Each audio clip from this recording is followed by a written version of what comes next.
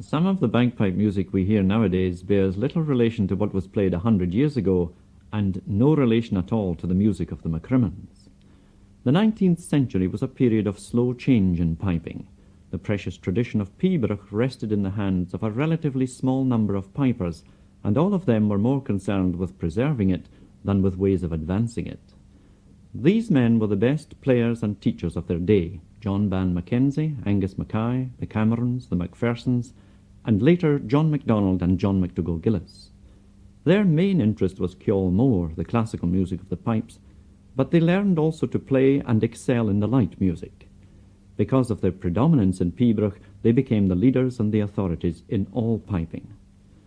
Throughout the century, however, the army was having an increasing influence on pipers and on pipe music.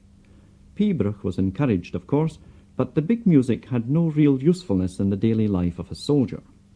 On the other hand, marches, retreats, and even strathspeys and reels had a definite purpose, and they began to grow rapidly in popularity.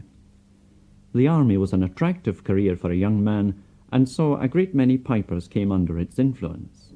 In addition, the master players tended not to join the army, and so the drift towards the light music was accelerated considerably. This was the situation then when John McLellan of Dunoon was born in 1876. In the development of popular music for the bagpipe, he was to become the unassuming but quite undoubted leader. By his own efforts, he was to bring the music of the bagpipes to a wider audience than any of his predecessors could have imagined.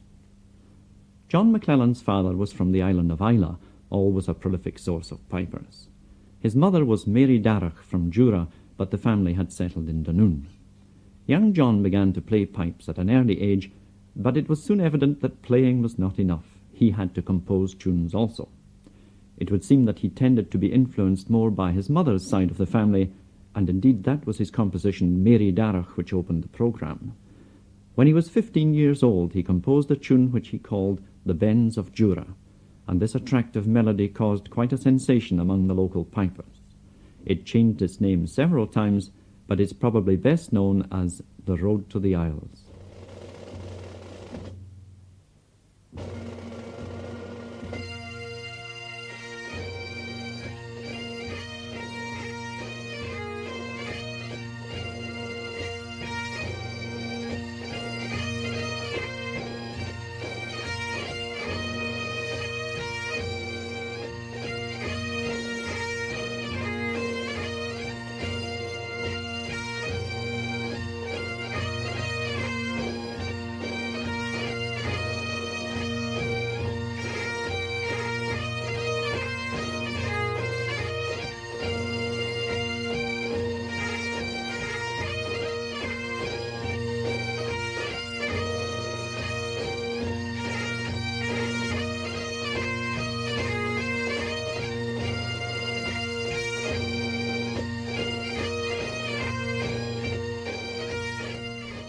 In 1892, at the age of 16, John McLellan joined the army as a boy piper. For some reason he chose not the local regiment, but instead went off to Glasgow and enlisted in the HLI. 2 years later he left for Malta with his regiment, and the Bens of Jura suffered its first change of name to the 71st Farewell to Dover. This was at the request of his fellow pipers, and indeed there's no evidence that any of the changes of name were favoured by the composer himself. In Malta and later in Crete, John McLellan saw a world which was vastly different from his native Cowell. But his love of home was not diminished, as can be heard in this tune he composed, Sunset.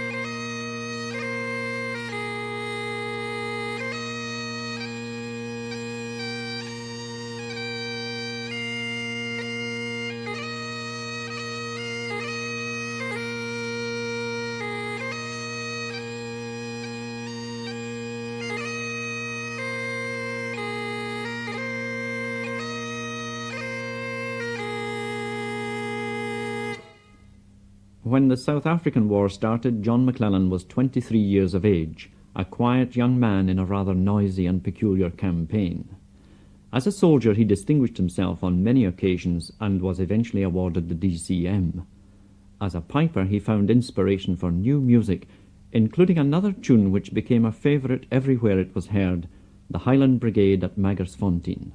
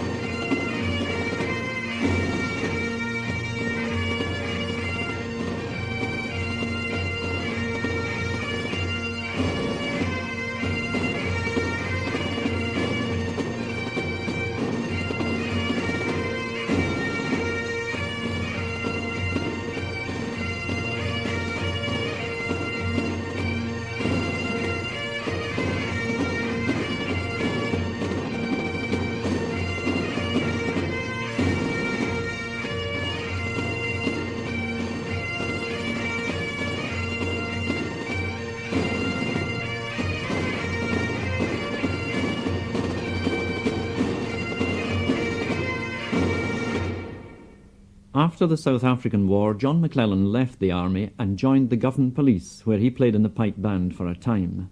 But the policeman's lot was not really for him, and he soon returned home to Dunoon, where he was to spend most of the rest of his life. Few men can have been so much in love with their native land, or so inspired by its hills and glens and people. Here is his tribute to those who, like himself, preferred the land of the Gael to all others, men of Argyll.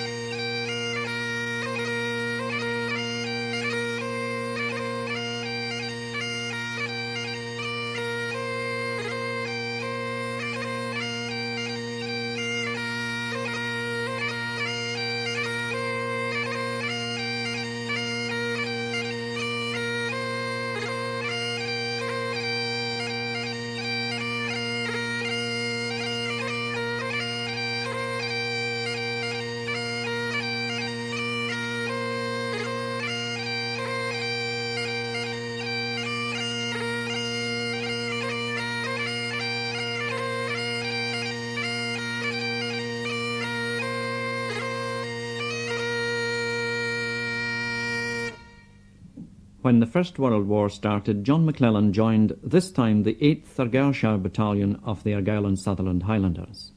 Pipe Major of the band was Willie Laurie, and no pipe band before or since can have had two such eminent composers in its ranks. When Willie Laurie died in 1916, John McLellan succeeded as Pipe Major. During the war, he composed many famous pieces, but perhaps the one which expressed his own feelings best was The Bloody Field of Flanders.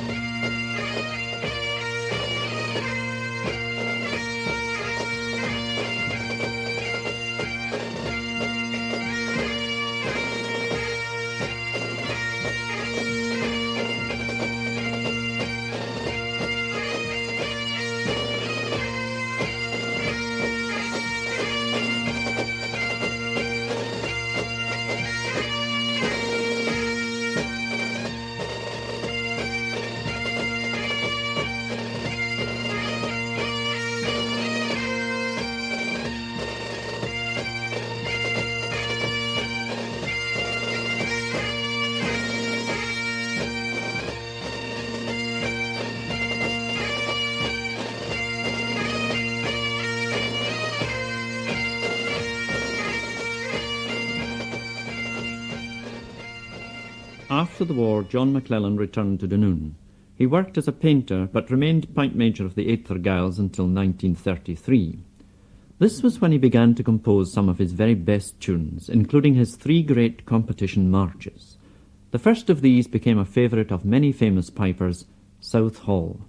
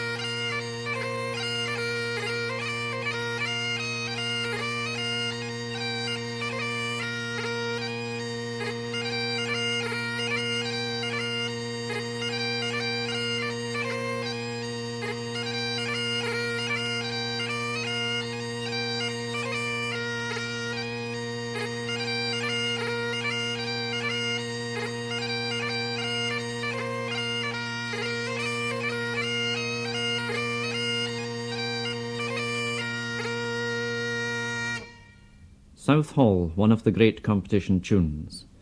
But although John McLellan showed that he was a master of such tunes, he really preferred the simpler airs with the clear, happy melodies.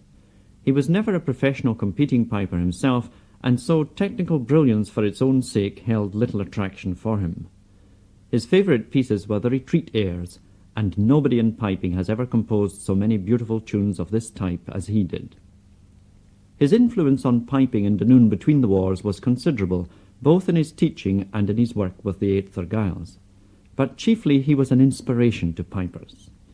His fame as a composer had by this time spread all over the world, and his townsfolk began to look on him as one of their proudest institutions.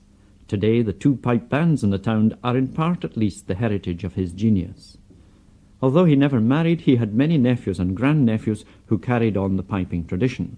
One of them, Ian Henderson, is the present pipe major of the band, and he tells how strong the McLellan influence still is. First time that the juvenile band was ever played in public 3 years ago, there was 6 pipers plus myself, 2 drummers and a bass drummer, and the only person who wasn't related to Jock McLellan was the bass drummer. Ian remembers also how his love of music was inspired by the Cowell countryside. But he must have been very keen in the Cowell area as a whole for naming his tunes. He has Glen Morrig, the name of one tune which is a very popular tourist attraction now. Ben Moore, Sweet Maids of Glendaruel, which he also wrote words for and describes the countryside round about. John McLellan wrote words to many of his tunes, for he was a poet and also an artist as well as a piper. The Road to Glendaruel was one of his favourites, and the words he put to this tune begin, "In the gloaming by the river there are scenes that haunt me ever. There is peace and love as in heaven above, in the sweet valley of my dreams. And there's glory in the morning, dewy flowers the fields adorning, and a love to share with a maiden fair, in the sweet valley of my dreams."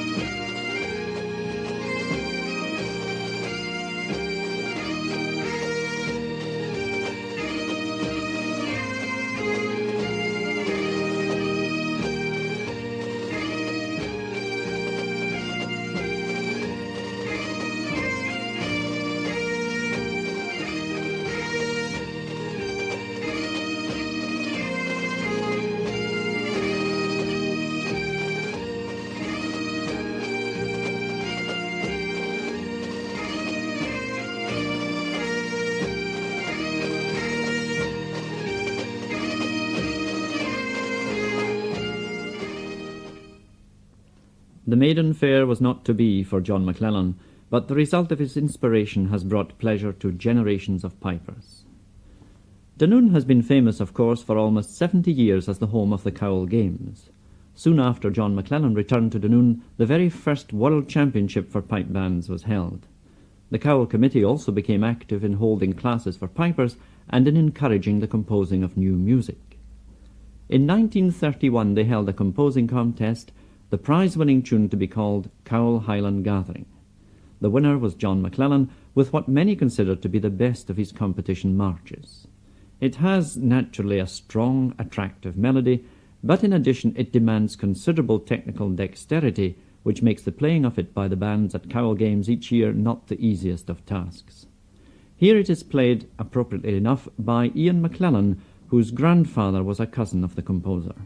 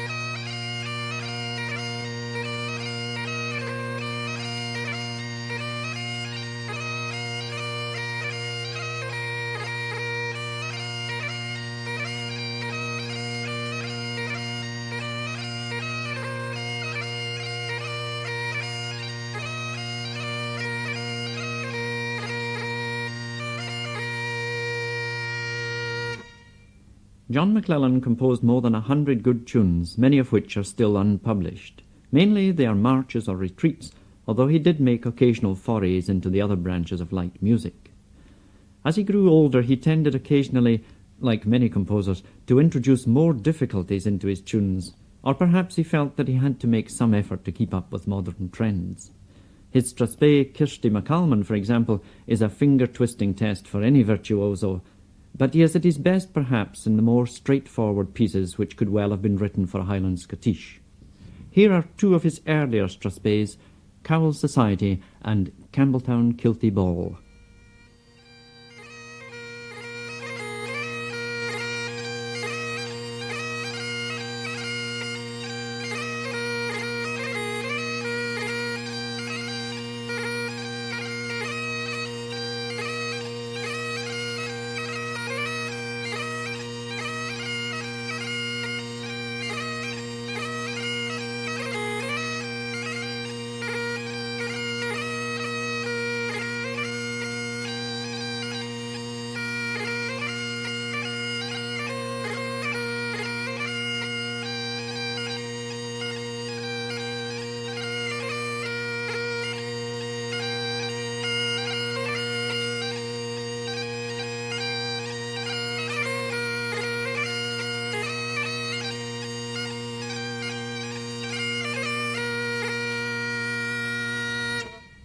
Apart from the ones inspired by wartime experiences, almost all of John McLellan's tunes are associated with Argyll. Dunoon Castle, Glenstriven, the Peaks of Arran, the Pass of Melfort all provided inspiration which resulted in music. The very names themselves seemed to demand a tune such as the Memorial Bells of Inverary.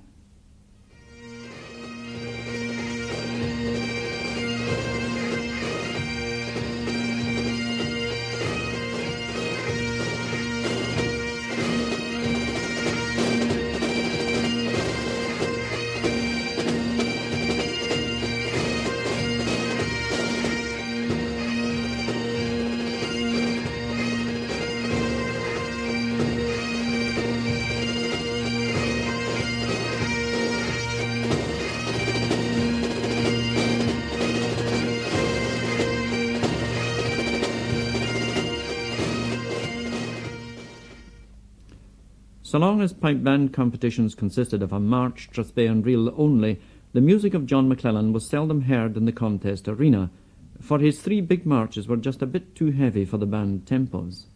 But now that selections of tunes are the order of the day, pipe bands are finding a wide choice of different kinds of music among his compositions. John McLellan brought a new look to piping, partly because he was interested in other kinds of music. He was fond of songs and organ music, for example. He was never afraid to try such things as waltzes or lullabies, because unlike the other masters of piping, he was not so rigidly bound by tradition. His 3rd big march, however, is one which bands do occasionally try to play, and usually with considerable success. To my mind, it's the best of the 3 by a short head. It presents a splendid original melody with all kinds of unusual note combinations, and it avoids excessive repetition, which is a criticism that could just be levelled at the other 2. Here it is then, Glencalla Castle.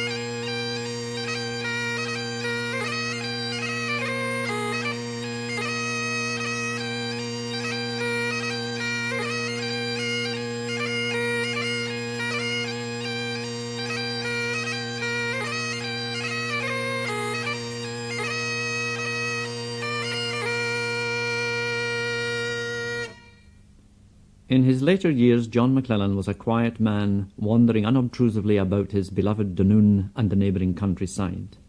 It was comforting to know that he was there and that genius could take such an unassuming form.